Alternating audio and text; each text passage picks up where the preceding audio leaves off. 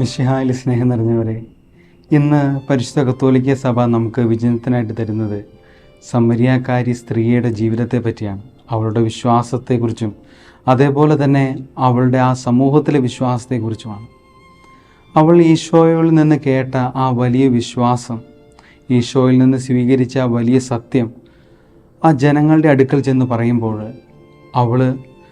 അവളുടെ വിശ്വാസത്തെ പ്രഖ്യാപിക്കുകയാണ്.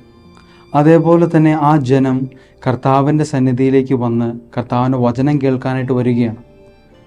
അവസാനം അവളുടെ അടുത്ത് ഈ ജനം പറയുന്നുണ്ട്, ഞങ്ങൾ നിൻ്റെ വാക്ക് കേട്ടിട്ടല്ല, പക്ഷേ ഞങ്ങൾ തന്നെ ഇപ്പോൾ നമ്മുടെ ലോകത്തിലേക്ക് വരാനിരുന്ന രക്ഷകനെ നേരിട്ട് കണ്ടിരിക്കുന്നു.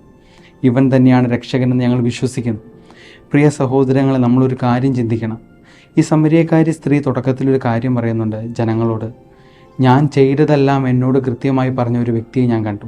അവനായിരിക്കുമോ ക്രിസ്തു?